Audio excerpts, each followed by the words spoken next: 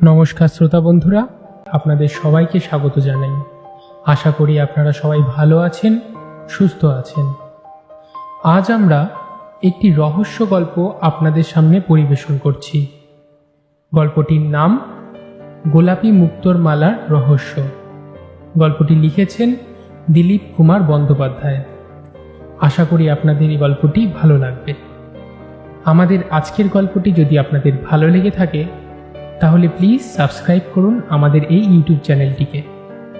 আপনাদের সহযোগিতা ও ভালোবাসা আমাদের একান্তভাবে কাম্য। শুরু হচ্ছে আজকের গল্প কাহিনী গোলাপী মুক্তোর মালার রহস্য। রাত প্রায় 10:30 বাজে। অমিত তার কাকার ঘরের দরজার কাছে এসে দেখে রোজকার মতো একটা বিদেশি ম্যাগাজিন খুলে বসে আছেন তার কাকা। অমিতের কাকার নাম হলো সৃজন বসু, একজন শখের গোয়েন্দা। তিনি অনেক রহস্যের জট খুলেছেন, তাই এখন তার ভালোই নাম হয়েছে। সৃজন বসুর সহকারী হিসাবে মাঝে মাঝে যুক্ত হয় তার দাদার ছেলে অমিত। এমন সময় ফোন বেজে উঠল। এত রাতে কে আবার ফোন করলো? ভাবতে ভাবতে উঠে ফোনটা ধরলেন সৃজনবাবু। হ্যালো, কে বলছেন? চৌধুরী বাড়ি থেকে আমি মহিন চৌধুরী বলছি। আমি কি সৃজন বাবুর সঙ্গে কথা বলতে পারি? হ্যাঁ, আমি সৃজন বসু বলছি, বলুন। এত রাত্রিরে ফোন করবার জন্য ক্ষমা করবেন মিস্টার বসু, খুব বিপদে পড়েছি, তাই বাধ্য হয়ে এত রাতে আপনাকে ফোন করছি। কি সমস্যা হয়েছে আপনার? আসলে আমার বাড়ি থেকে একটা গোলাপি মুক্তোর মালা চুরি হয়ে গেছে। তার দাম অন্তত 10 লাখ টাকা। তাই সকাল পর্যন্ত অপেক্ষা না করে রাতেই ফোন করলাম। আচ্ছা, ঠিক আছে, আপনার বাড়ির ঠিকানাটা দিন। কাল সকাল সকালই আমি আপনার ওখানে আসছি। মহিম চৌধুরীর বাড়ির ঠিকানা, ফোন নম্বর ও আরও কী সব টুকিটাকি নিজের ডায়েরিতে টুকে রাখলেন সৃজনবাবু। ডায়েরিটা রাখার সাথে সাথেই অমিত ঘরে ঢুকল। এত রাতে ফোন মানে জবরদস্ত কোনো রহস্য নিশ্চয়। অমিতকে ঘরে ঢুকতে দেখে সৃজনবাবু বললেন, এই যে অমিত, তুই এখনো ঘুমোসনি? সৃজনবাবুর কথা শেষ হওয়ার আগেই সব জানতার ভঙ্গিতে অমিত বলে উঠল, টেলিফোনের সব কথাবার্তাই শুনেছি, ভালোই হলো। বেশ কিছুদিন বসে থেকে সব কিছু কেমন একঘেয়ে লাগছিল। এবার আবার রোমাঞ্চের মুখোমুখি হওয়া যাবে, তাই না কাকা? সে তো কাল সকালেই বোঝা যাবে।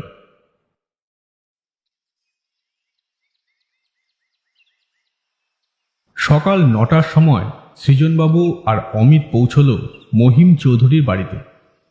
মহিম চৌধুরীর বাড়িটা নিউ আলিপুরের অভিজাত পাড়ায়। উঁচু দেওয়াল দিয়ে ঘেরা বেশ বড় 3তলা বাড়ি, সামনে লন, দুপাশে বাগান।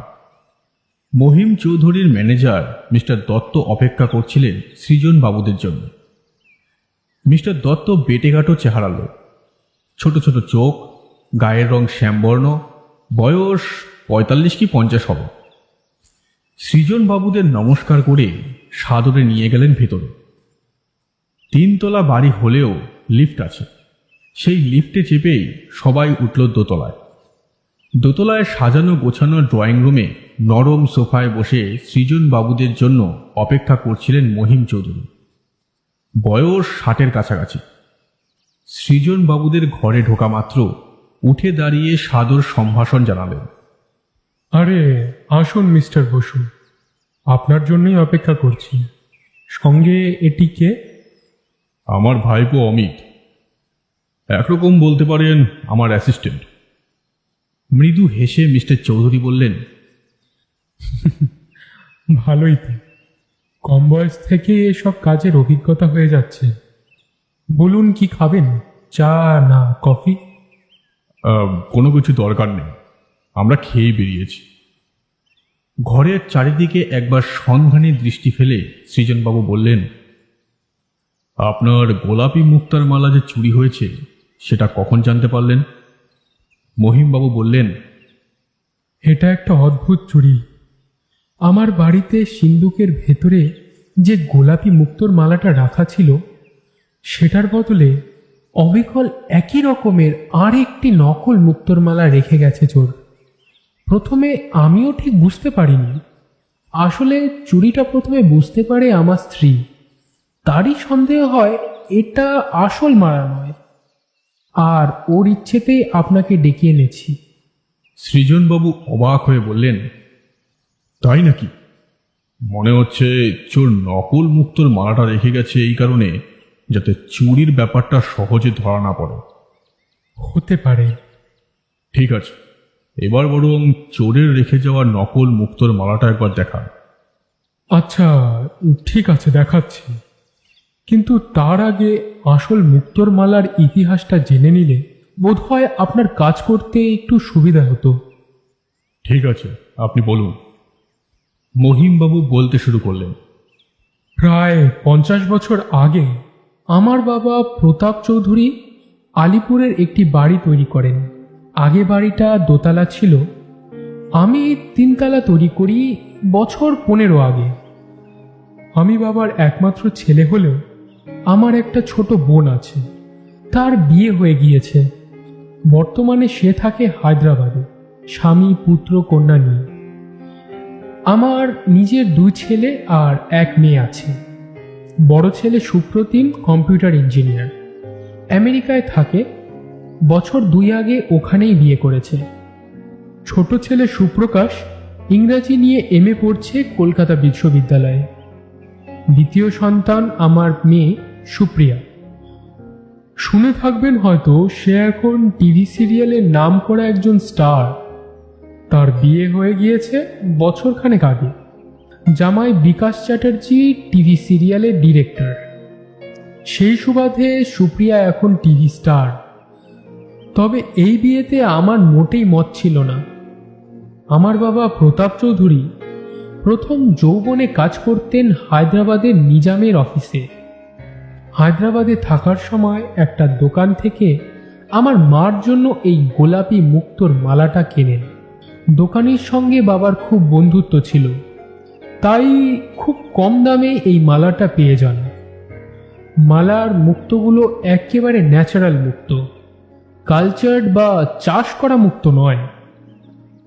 আমার বিয়ের সময় মা মালাটা দিয়ে দেন পুত্রবধূ মিনময়ীকে, মানে আমার স্ত্রীকে। আমার স্ত্রী ওটা সবচেয়ে বেশি ব্যবহার করেছেন। তিনি ভেবেছিলেন বড় ছেলে সুপ্রতিমের বউকে মালাটা দেবেন, কিন্তু মেম সাহেব বউ বলে শেষ পর্যন্ত আর দেননি। হয়তো পরে ছোট ছেলের বউকেই দিতেন। কথা বলতে বলতে একটু থেমে মহিম চৌধুরী উঠে গিয়ে একটা ছবির অ্যালবাম নিয়ে আসেন। তারপর কয়েকটা পাতা উল্টে মৃন্ময়ী দেবীর একটা রঙিন ছবি দেখিয়ে মহিমবাবু বলেন, এই যে আমার স্ত্রীর গলায় যে মালাটা দেখছেন, সেটাই আসল মুক্তোর মালা। সত্যি সে এক অপূর্ব সুন্দর মুক্তোর মালা। গোল মুক্তগুলোর রং গোলাপি, তবে লকেট তৈরি হয়েছে 4টে সবুজ মুক্ত দিয়ে। সব মিলিয়ে সত্যিই অপূর্ব। ছবিটা খুঁটিয়ে দেখে সৃজনবাবু বললেন, আপনার আসল মুক্তোর মালার ছবি তো দেখলাম, এবার তাহলে দেখা যাক চোরের রেখে যাওয়ার নকল মুক্তোর মালা। একটু ইতস্তত করে মহিম চৌধুরী বলেন, সেটা রাখা আছে আমার শোবার ঘরের সিন্ধুকে। সেটা এখানে না নিয়ে এসে ওখানে গিয়েই কি দেখবেন? ওখানে গিয়ে দেখাই ভালো। কোথায় কোন পরিবেশে কিভাবে মালাটা বদল করা হলো সেটাও তো বুঝতে একটু সুবিধা হবে।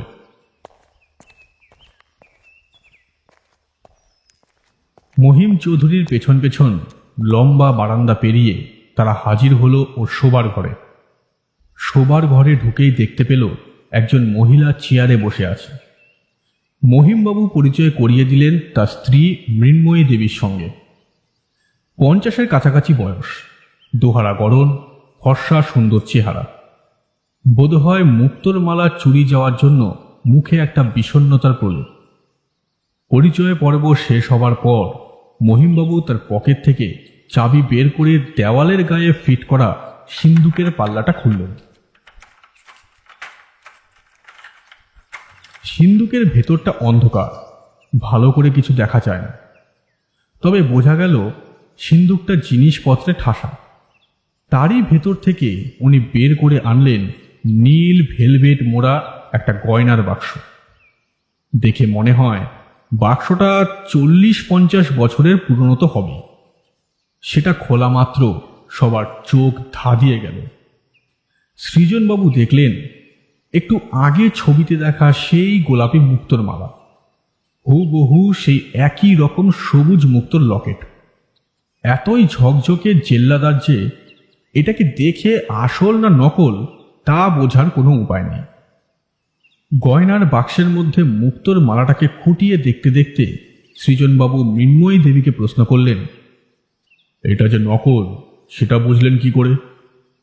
মৃন্ময়ী দেবী বললেন, ঠিক কিভাবে বুঝলাম সেটা হয়তো আপনাকে পুরোপুরি বুঝিয়ে বলতে পারবো না, তবে আসল মুক্তোর মালাটাকে এত বছর ধরে দেখছি, তাই তার সঙ্গে এর যে বেশ খানিকটা তফাৎ আছে সেটা বুঝতে আমার বেশি অসুবিধা হয়নি। গম্ভীর গলায় সৃজনবাবু বললেন, আচ্ছা, আসল মালাটা তো বেশ পুরনো, আর এই নকল মালাটা হলো নতুন। তাই নতুন ও পুরনো জিনিসের মধ্যে যে তফাৎ, সেই তফাৎটুকু তো থাকবেই। হ্যাঁ, সেটা তো আছেই, তবে বোঝা যায় এই নতুন মালাটাকে অনেক কষ্ট করে পুরনো চেহারা দেওয়ার চেষ্টা করা হয়েছে। অবশ্য আমার চোখকে ফাঁকি দেওয়া অত সহজ নয়। কথা বলতে বলতে সবাই আবার ফিরে এলো ড্রয়িং রুমে। মৃন্ময়ী দেবী চলে গেলেন বাড়ির অন্দরের দিকে। সোফায় আয়েশ করে বসে সৃজনবাবু জিজ্ঞেস করলেন, আচ্ছা, এই মালা চুরির ব্যাপারে কাউকে কি সন্দেহ হয় আপনার? এদিক ওদিক তাকিয়ে গলার স্বর একটু নামিয়ে বলেন মহিমবাবু, দেখুন মিস্টার বসু, আমার তো সন্দেহ হয় বিকাশ মানে আমার জামাইকে। কেন? ইদানিং ওর আর্থিক অবস্থা মোটেই ভালো যাচ্ছে না। তাছাড়া শুনেছি গোলাপি মুক্ত রহস্য নামে কি একটা টিভি সিরিয়াল নাকি করছে, হয়তো সেজন্যই। একটু হেসে সৃজনবাবু বললেন, টিভি সিরিয়ালের জন্য শ্বশুরবাড়ির জিনিস জামাই চুরি করবে কেন? সেরকম দরকার হলে সে তো চেয়েই নিতে পারে। চাইলে কি আপনি তাকে দেবেন না? হ্যাঁ হ্যাঁ, দেব না কেন, নিশ্চয়ই দেব।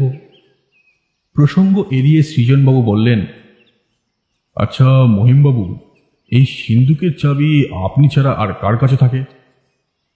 আমি ছাড়া ও হ্যাঁ, আমার স্ত্রীর কাছে একটি ডুপ্লিকেট চাবি আছে। তার মানে কেউ ইচ্ছে করলে আপনার স্ত্রীর ডুপ্লিকেট চাবি নিয়েও আসল মালাটা সরিয়ে নকল মালা ঢুকিয়ে রাখতে পারে। হ্যাঁ হ্যাঁ, ঠিক বলেছেন। নিজের ছোট ডায়েরিটা বের করে তাতে কি সব লিখে সৃজনবাবু বললেন, আচ্ছা মহিমবাবু, এবার আমি আপনার স্ত্রী ও ছোট ছেলের সঙ্গে একটু আলাদাভাবে কথা বলতে চাই। ঠিক আছে, খবর পাঠাচ্ছি। মহিমবাবুর ম্যানেজার দত্তবাবু প্রথমে ডেকে নিয়ে এলেন ছোট ছেলের সুপ্রকাশকে। এ বাড়ির 3 তলায় থাকে, বয়স 22-23। সুপ্রকাশ ঘরে ঢুকে সোফায় বসলে সৃজনবাবুর ইশারায় মহিমবাবু ঘর থেকে বেরিয়ে গেলেন। সৃজনবাবু বললেন, সুপ্রকাশবাবু, আপনি তো জানেন আপনাদের বাড়ি থেকে পারিবারিক মুক্তোর মালাটা চুরি হয়ে গেছে। হ্যাঁ শুনেছি। সুপ্রকাশের কথায় কেমন একটা বিরক্তির ছাপ। কার কাছ থেকে শুনলেন? কাল রাতে বাড়ি ফিরে মায়ের কাছে শুনলাম। বাবার সঙ্গে মায়ের এ নিয়ে বোধহয় একচোট ঝগড়াও হয়েছিল। কে চুরি করেছে বলে সন্দেহ হয় আপনার? খামোখা কাউকে সন্দেহ করতে যাব কেন? তবে মশাই, আমি কিন্তু কোনো চুরি টুরি করিনি, আগেই বলে দিচ্ছি। আচ্ছা সুপ্রকাশবাবু, কাল কত রাতে আপনি বাড়ি ফিরেছিলেন? তা রাত প্রায় 11:30 হবে। আপনার ফিরতে কি রোজই এত রাত হয়? তা মাঝে মাঝে হয়। আসলে এই বাড়িতে থাকতে আমার ভালো লাগে না, এখানকার পরিবেশটাই অসহ্যকর। সৃজনবাবু চুপ করে কিছুক্ষণ সুপ্রকাশ বাবুর দিকে তাকিয়ে থাকে। সুপ্রকাশ বাবুর মুখে কেমন জানি একটা বিরক্তির ছাপ ফুটে ওঠে। আপনার যদি আর কোনো প্রশ্ন জিজ্ঞেস করবার না থাকে তাহলে কি এবার আমি যেতে পারি? ঠিক আছে, যান। সুপ্রকাশ বাবুর পর এলেন মৃন্ময়ী দেবী। সৃজনবাবু জিজ্ঞেস করলেন, মুক্তোরমালা চুরির ব্যাপারে আপনার কাউকে সন্দেহ হয় কি? মৃন্ময়ী দেবী ছোট্ট জবাব দিলেন, না। আপনি কাউকে সন্দেহ করেন না, অথচ মহিমবাবুর সন্দেহ আপনাদের জামাই বিকাশবাবুকে। এ কথা শুনে মৃন্ময়ী দেবী হঠাৎ যেন জ্বলে উঠলেন। না তো, আমার স্বামী কি কথা বলেছে আপনাকে? হ্যাঁ, বলেছেন। বিকাশবাবুর আর্থিক অবস্থা নাকি খারাপ, তাই হয়তো। দেখুন, বিকাশ বড়লোক না হতে পারে, কিন্তু চোর নয়। তাছাড়া ওরা চাইলে আমি তো সুপ্রিয়াকে এমনিতেই মুক্তোর মালাটা দিয়ে দিতাম। শুনেছি বিকাশবাবু গোলাপী মুক্তোর রহস্য নামে একটা টিভি সিরিয়াল করছেন। সেই সিরিয়ালের নাকি এইরকম একটা মুক্তোর মালার ওপর ভিত্তি করে গল্প বানানো হয়েছে। হ্যাঁ, আপনি ঠিকই শুনেছেন, আর সেই গল্পটা আমারই লেখা। আশ্চর্য, আপনি গল্প লেখেন? না না, আমি লেখিকা নই। তবে এই মুক্তোর মালাটাকে আমাদের পরিবারের প্রায় 50 বছর ধরে আছে। বেশ কিছু অদ্ভুত অদ্ভুত ঘটনা ঘটেছে এই মালাটাকে ঘিরে। সেসব ঘটনাগুলোর ওপর ভিত্তি করে একটা গল্প লিখেছিলাম আমি। বিকাশ সেই সব ঘটনা নিয়েই এই সিরিয়ালটা তৈরি করেছে।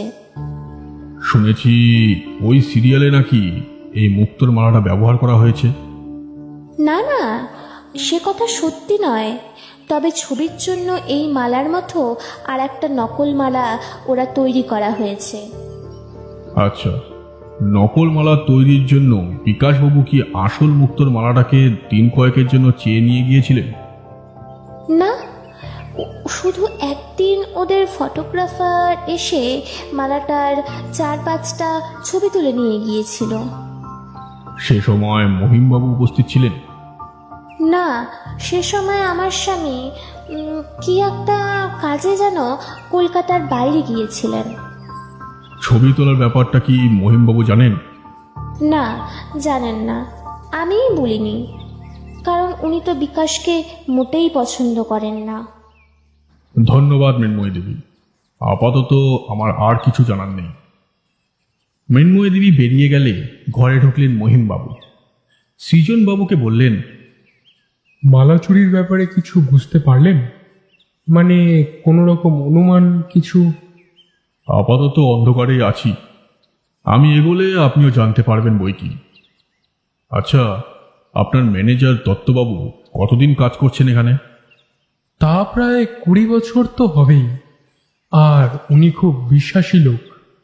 তার মানে মালা চুরির ব্যাপারে ওকে আপনি সন্দেহ করেন না? না না, সন্দেহ করার কোনো কারণ নেই। উনি কি এ বাড়িতেই থাকেন? প্রথম দিকে কিছুদিন ছিল বটে, তবে এখন থাকে ঢাকুরিয়ায় এক ভাইপোর বাড়িতে। ঠিক আছে, আজ তাহলে চলি। হয়তো পরশু বিকেলের দিকে আবার আসতে পারে। মহিম চৌধুরীর বাড়ি থেকে যখন তারা বেরোলো তখন প্রায় দুপুর 12টা বাজে। এই 3 ঘন্টায় মুক্তচুরির রহস্য যেন আরও রহস্যময় হয়ে উঠল। কয়েকটা প্রশ্ন সৃজনবাবুর মাথায় ঘুরছিল। এবার অমিত বলে উঠল, আচ্ছা, কে চুরি করলো বলে তোমার মনে হয়? দেখ, বড় ছেলের প্রশ্ন ওঠেন, তিনি তো এখন আমেরিকায়। এবার ছোট ছেলে সুপ্রকাশ, সে তো ইয়াংম্যান, এসব চুরির মধ্যে আছে বলে মনে হয় না। তারপর বিকাশ, সব দিক বিচার করলে ওর উপরেই সন্দেহটা পড়ে। এরপর আসে ম্যানেজার দত্তবাবু ও বাড়ির অন্যান্য লোকজন। এদেরও সন্দেহভাজনের তালিকা থেকে কোনোভাবেই বাদ দেওয়া যায় না। ট্যাক্সির খোঁজে হাঁটতে হাঁটতে সৃজনবাবু বললেন, তুই বাড়ি ফিরে যা, আমি মহিমবাবুর জামাই বিকাশ চ্যাটার্জির সঙ্গে একবার দেখা করতে যাব। কাকার কথায় ভীষণ আপত্তি জানিয়ে অমিত বলল, না না, আমিও তোমার সঙ্গে যাব। ঠিক আছে, চল। বিকাশবাবুর বাড়িতে গিয়ে জানা গেল উনি ও ওনার স্ত্রী কেউই এখন বাড়িতে নেই। প্রিন্স আনোয়ার শাহ রোডের একটা বাড়িতে শুটিং করছিল।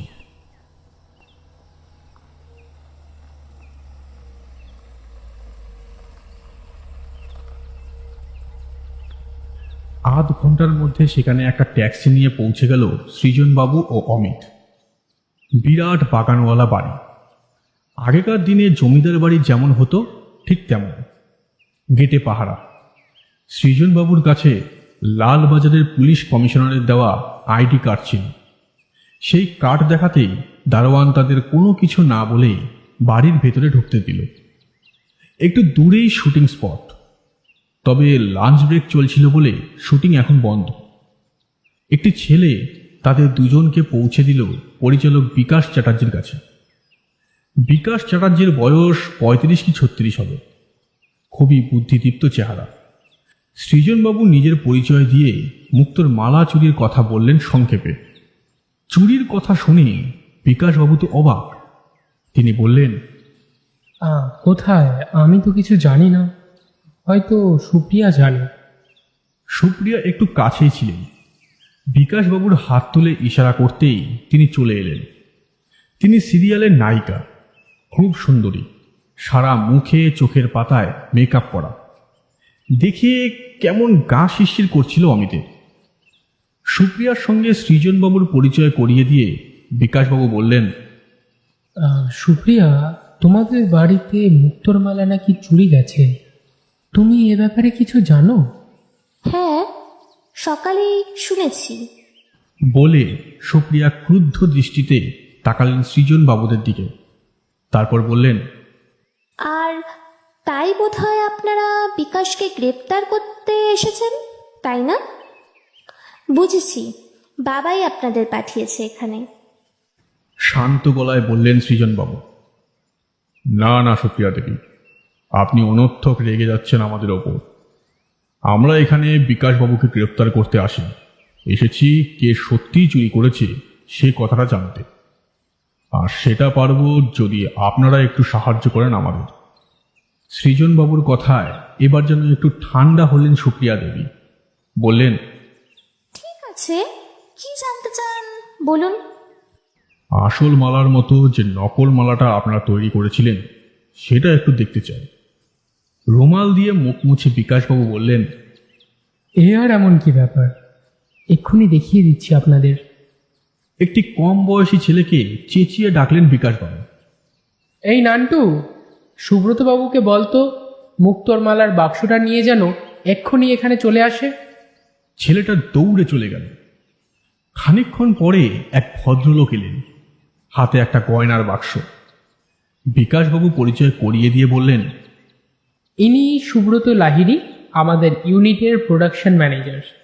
আর ইনি সৃজন বসু, ডিটেকটিভ। ডিটেকটিভ শুনে একটু যেন সমীহের চোখে ভদ্রলোক তাকালেন সৃজনবাবুদের দিকে। বিকাশবাবু বললেন, সুব্রতবাবু, গয়নার বাক্সটা খুলে মুক্তোর মালাটা একবার মিস্টার বসুকে দেখিয়ে দিন। বিব্রত গলায় সুব্রতবাবু বললেন, কিন্তু গয়নার বাক্সের চাবিটা তো খুঁজে পাচ্ছি না। যে চাবির গোছার সঙ্গে চাবিটা ছিল তার মধ্যে বাকি সব কটা চাবি আছে, শুধু ওই চাবিটাই নেই। আশ্চর্য, চাবির গোছা থেকে শুধু একটা চাবি কিভাবে হারিয়ে যেতে পারে? আপনি ঠিক করে দেখেছেন তো? হ্যাঁ, সব জায়গায় ঠিকভাবে দেখেছি, কিন্তু কোথাও খুঁজে পাওয়া যাচ্ছে না। সুপ্রিয়াও খুব অবাক হয়ে তাকিয়ে রইলেন সুব্রতবাবুর দিকে। ধীরে ধীরে মেজাজটাকে একটু শান্ত করে কিছু যেন মনে করবার চেষ্টা করলেন বিকাশবাবু। তারপর বললেন, আরে হ্যাঁ, মনে পড়েছে। সুপ্রিয়া, তোমার কাছে একটা ডুপ্লিকেট চাবি ছিল না? হ্যাঁ, দাঁড়াও, দেখছি। ব্যাগ হাতড়ে ডুপ্লিকেট চাবিটা পাওয়া গেল। চাবি দিয়ে গয়নার বাক্স খুলে দেখা গেল নকল মুক্তোর মালা উধাও। তার বদলে সেখানে রয়েছে খুব সাধারণ একটা পুঁথির মালা। অমিত বলল, কি রসিক চোর রে বাবা, 2 নম্বরই মালা চুরি করে 3 নম্বরই মালা রেখে গেল। অমিতের কথায় ক্ষণিকের জন্য চুরির কথা ভুলে হেসে উঠল সব। বিকাশবাবু খুবই বিব্রত গলায় বললেন, সৃজনবাবু, আমি তো কিছুই বুঝতে পারছি না। এর মধ্যে ছিল কেবল একটা নকল মুক্তোর মালা, এমন কিছু দামি নয়, অথচ সেটা চুরি করলো। কেন? কেনই বা করলো? গত পরশুই তো এই মালাটা পরে সুপ্রিয়া অভিনয় করলো। কি সুপ্রিয়া, পরশু দিনই তো, না? হ্যাঁ, বিকাশ ঠিকই বলেছে। পরশুদিন সন্ধে 6টা পর্যন্ত এটা পরেই তো অভিনয় করেছি আমি। আচ্ছা সুপ্রিয়া দেবী, অভিনয় শেষ হওয়ার পর মালাটা কোথায় রাখলেন?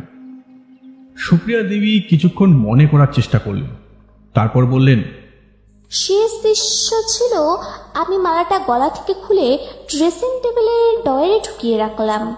আর তারপরেই আমি বললাম কাট। সেদিনের মতো শুটিং শেষ। তারপর মালাটা কি হলো? সেটা কি ড্রেসিং টেবিলের ডয়ারি পড়ে রইল, নাকি আবার গয়নার বাক্সে ঢোকানো হলো বিকাশবাবু? গম্ভীর গলায় বললেন সৃজনবাবু। সুপ্রিয়া বললেন, শুটিং চলাবার সময় আমি এই ড্রেসিং টেবিলটা ব্যবহার করি, কালো করেছি। তখন তো মালাটা ডয়ারেই ছিল না। কিন্তু সেটা কোথায় গেল? তার হদিস তো সুব্রতবাবুর রাখা উচিত, তাই না? সুব্রতবাবুর দিকে আর চোখে তাকালেন সৃজনবাবু। অস্বস্তি মেশানো গলায় সুব্রতবাবু বললেন, আমার সেদিন শরীর খারাপ লাগছিল বলে তাড়াতাড়ি চলে গিয়েছিলাম। তবে যাওয়ার আগে গোপালকে সবকিছু ভালো করে বুঝিয়ে দিয়েছিলাম। গোপাল? কে গোপাল? ওকে এখনই ডাকুন। গোপাল গোপাল আজ আসেনি স্যার, গতকালও আসেনি। এখন আমার তো মনে হচ্ছে হয়তো গোপালই চুরি করেছে। কিন্তু গোপাল চুরি করবে কেন? আর চুরি যদি করতেই হয় তাহলে তার বদলে পুঁথির মালা রাখবে কেন? বিকাশবাবু রেগে মেগে বললেন, সে না হয় করেছে, কিন্তু আপনারও তো উচিত ছিল পরের দিন এসে মালার খোঁজ নেওয়ার। নিলেও লাভ হতো না বিকাশবাবু, কারণ ওই ড্রেসিং টেবিলের ড্রয়ার থেকে পরশুই চুরি যায় মালাটা। বিকাশবাবু করুণ গলায় বলেন, আমার মনে হচ্ছে কোথাও একটা গভীর ষড়যন্ত্র আছে এর মধ্যে, যাতে আমি ঝামেলায় পড়ি, অপদস্থ হই। শান্ত গলায় সৃজনবাবু বললেন, হতে পারে, তবে এই মুহূর্তে কিন্তু সমস্ত ঘটনাগুলি আপনার বিরুদ্ধেই আঙুল তুলছে। আর আপনার শ্বশুরের বিশ্বাস ওই মুক্তোর মালা বিক্রি করেই আপনি এই সিরিয়াল তৈরি করছেন। কি কি বলছেন আপনি? এই সিরিয়ালের প্রযোজক মহামায়া টেলিফিল্ম, যার মালিক গগন বারিককে টাকার কুমির বললেও কম বলা হয়। আর আমি এই সিরিয়ালের পরিচালক মাত্র, আর আমি প্রতি সিরিয়াল অনুযায়ী টাকা পাই। আপনাদের সেই প্রযোজককে তো দেখলাম না। উনি খুব ব্যস্ত মানুষ, সব সময় আসেন না এখানে। গগন বারিকের বাড়ির ঠিকানা ও ফোন নম্বর নিয়ে সৃজনবাবুরা বেরিয়ে পড়ল। বাংলো বাড়ির প্রধান ফটক পর্যন্ত তাদের এগিয়ে দেন বিকাশবাবু ও সুপ্রিয়া দুজনে। রাস্তায় বেরিয়ে ট্যাক্সিতে উঠতে যাবে, হঠাৎ একটা বাচ্চা ছেলে সৃজনবাবুর হাতে একটা ছোট খাম দিয়েই পালিয়ে গেল। খামটা অমিতের হাতে দিয়ে সৃজনবাবু বললেন, দেখ তো কি লিখেছে শয়তানটা। এক টানে খামের মুখটা ছিঁড়ে ফেলে ভেতরের চিঠিটা বের করল অমিত। ছোট্ট চিঠি, তাতে লেখা, সৃজনবাবু সাবধান, বেশি বাড়াবাড়ি করবেন না, বাড়ি গিয়ে ভাত খেয়ে ঘুমিয়ে পড়ুন। লেখাটা পড়ে সৃজনবাবু হেসে ফেললেন। লোকটা তো ঠিক কথাই মনে করিয়ে দিয়েছে, সারা দিনে আমাদের ভাত খাওয়াই হয়নি। চল একটা চাইনিজ রেস্টুরেন্টে খেয়ে নেওয়া যাক। পথে লেকের কাছে একটা চীনা রেস্তোরাঁয় পেট পুড়ে অনেক কিছু খেয়ে তারা বাড়ি ফিরল। পরের দিন সৃজনবাবু সারাদিন বহু জায়গায় ঘুরেছেন। এক ফাঁকে গগন বারিকের সঙ্গেও দেখা করে এসেছেন। ভদ্রলোক আসলে একজন বড় প্রমোটার। মহামায়া টেলিফ্রেম তৈরি করেছেন মায়ের স্মৃতিতে। রাতে সৃজনবাবু ফোন করলেন মহিম চৌধুরীকে। কুশল বিনিময়ের পর মহিম চৌধুরী প্রশ্ন করলেন, মুক্তোর মালার ব্যাপারে কিছু হদিশ করতে পারলেন? না, এখনো পারিনি, একটু সময় লাগবে। কাল সন্ধ্যাবেলা যদি আপনার বাড়িতে সন্ধ্যার আসর জমানোর অনুমতি দেন তো ভালো হয়। সেখানে কিছু মানুষকে প্রশ্ন করে রহস্যভেদের চেষ্টা আমি করতে পারি। আমার কোনো আপত্তি নেই, কাকে কাকে ডাকবো বলুন। আপনার জামাই ও মেয়ে, প্রোডাকশন ম্যানেজার সুব্রত, আপনার ম্যানেজার দত্তবাবু ও গগন বারিক, এই কজনকে তো ডাকতেই হবে। হঠাৎ গগন বারিককে কেন? ভদ্রলোক গোলাপী মুক্তর রহস্য সিরিয়ালের প্রযোজক ও বিকাশের ওপরওয়াল, তাই ওর থাকা ভালো। তাছাড়া শুটিংয়ের জায়গা থেকেই সেই নকল মালাটাকে চুরি করে ঢোকানো হয়েছে আপনার সিন্ধুকে। তাই নাকি? ঠিক আছে, আপনি যেমন বলেন তেমনই করব। আর হ্যাঁ, আমার ছোট ছেলে সুপ্রকাশ কাল দিল্লি যাচ্ছে, ওর কি থাকার কোনো দরকার আছে? না না, ওর দরকার নেই। আমার মনে হয় না ও এই চুরি করেছে। আচ্ছা, ঠিক আছে। তাহলে কাল সন্ধেয় দেখা হচ্ছে। আচ্ছা, ঠিক আছে, রাখছি। এই বলে ফোন রেখে দিলেন সৃজনবাবু। পরের দিনও সৃজনবাবুর বিশ্রাম নেই। সারা দুপুরটা টো করে ঘুরে বেড়ালেন। লালবাজার নিউ আলিপুর থানা ঘুরে ফিরলেন বিকেলে। তারপর সন্ধেবেলায় সৃজনবাবু ও অমিত দুজনে হাজির হল চৌধুরী ভিলায়। তাদের সঙ্গে ছিলেন আর এক ভদ্রলোক, অর্জুন সামন্ত, লালবাজারের ডিটেকটিভ ডিপার্টমেন্টের ডেপুটি কমিশনার। সৃজনবাবুর বন্ধু, তবে উনি গিয়েছিলেন সাধারণ পোশাকে। মহিম চৌধুরীর ড্রয়িং রুমে সোফা সেট সরিয়ে পাতা হয়েছে বড় সাদা ফরাশ। মাঝে মাঝে কয়েকটা তাকিয়াও রাখা হয়েছে, তাতে বসেছেন আমন্ত্রিত মানুষরা। মাঝখানে বসেছেন মহিম চৌধুরী, পাশে মৃন্ময়ী দেবী। বিকাশবাবু ও সুপ্রিয়া দেবীও এসে গেছেন। ওদের মুখ থমথমে। দত্তবাবু ও সুব্রতবাবুও এক পাশে বসেছেন। মহিমবাবুর পাশে আর এক ভদ্রলোক বসেছেন, বেটে খাটো মোটা সোটা চেহারা। সৃজনবাবুরা ঘরের ভেতর ঢোকার সাথে সাথে মহিমবাবুর পেছনে বসে থাকা লোকটিকে দেখে অমিতকে ফিসফিস করে সৃজনবাবু বলল, উনি হলেন গগন বারিক। সৃজনবাবুদের ঘরে ঢুকতে দেখে ফরাস থেকে উঠে এলেন মহিমবাবু, সঙ্গে গগন বারিক। সৃজনবাবু অর্জুন সামন্তের সঙ্গে মহিমবাবু ও গগন বারিকের পরিচয় করিয়ে দিলেন। মনে হলো পরিচয় পেয়ে দুজনেই খুব সমীহ দেখালেন অর্জুন সামন্তকে। আজকের এই সভার জন্য চা জল খাবারের বন্দোবস্ত করেছিলেন মহিমবাবু। সভার কাজ শুরু হলে সৃজনবাবু বলতে শুরু করলেন, আপনারা সবাই জানেন মহিম চৌধুরীর সিন্দুক থেকে আসল গোলাপি মুক্তোর মালা সরিয়ে কে যেন নকল মুক্তোর মালা রেখে দিয়েছিল। আরও আশ্চর্যের ব্যাপার, গোলাপি মুক্তোর রহস্য সিরিয়ালের শুটিং স্পটে ড্রেসিং টেবিলের ড্রয়ার থেকে ঠিক একই সময় চুরি যায় একই চেহারার আর একটা নকল মুক্তোর মালা। নকল মুক্তোর মালা হলে কি হবে, তার চেল্লাও আসলের চেয়ে কম নয়। বুঝতে কোনো অসুবিধে নেই, ওই নকল মুক্তোর মালাটাই আসলের বদলে রেখে দেওয়া হয়েছে এই সিন্ধুকে। কিন্তু কে বদলালো, আর কেনই বা বদলালো? প্রথমেই সন্দেহ পড়ে বিকাশবাবুর ওপর। ওর শুটিং লোকেশন থেকেই নকল মালাটা চুরি যায়।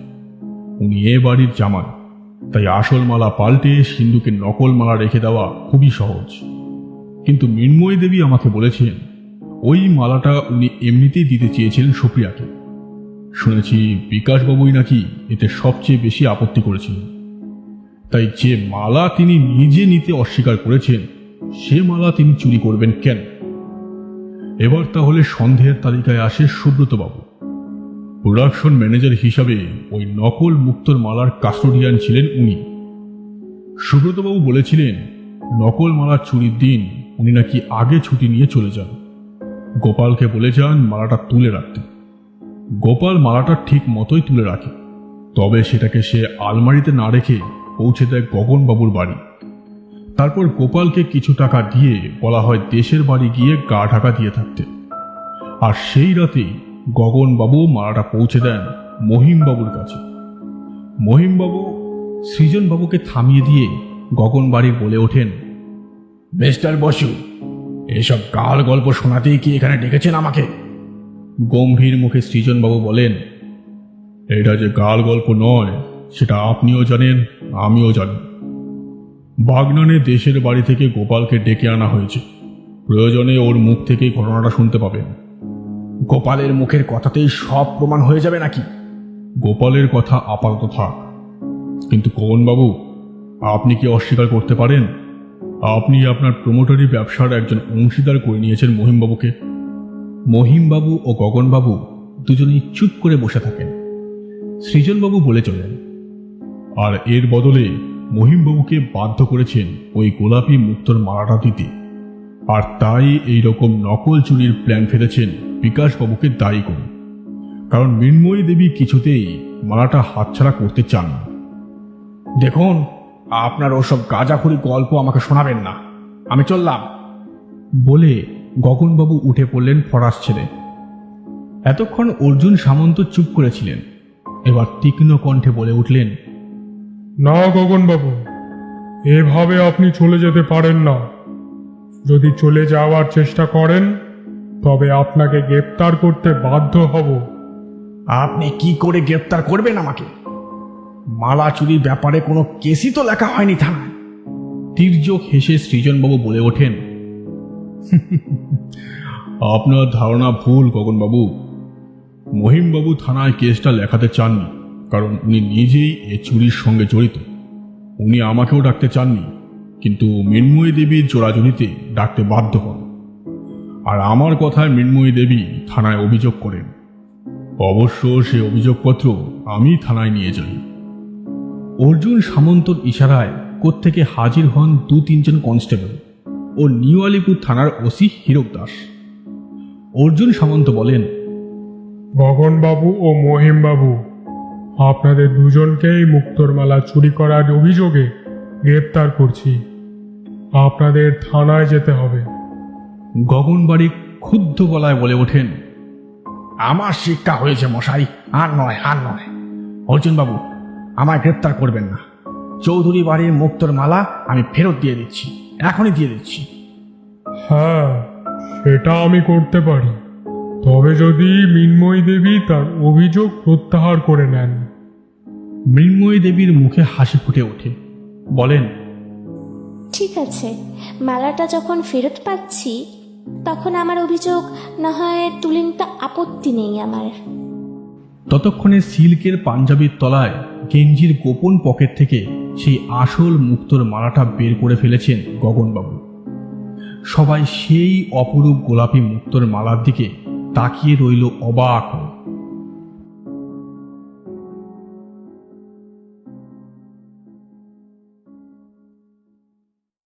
শেষ হলো আজকের গল্প কাহিনী গোলাপি মুক্তোর মালার রহস্য। গল্প পাঠে জিৎ, গল্পের সূত্রধার আমি পিনাকি, অন্যান্য চরিত্রে জিৎ ও পিনাকি, স্ক্রিপ্টিং, এডিটিং এবং গল্পের অন্যান্য যাবতীয় অংশে জিৎ, পোস্টার ডিজাইনে বিক্রম। আবারও আপনাদের কাছে হাজির হবে এমনই কিছু নতুন রহস্যময় ও গোয়েন্দা গল্প কাহিনী নিয়ে। আপনারা এভাবেই আমাদের সহযোগিতা করবেন। শেষ হলো দিলীপ কুমার বন্দ্যোপাধ্যায়ের লেখা গোলাপি মুক্তোর মালা রহস্য।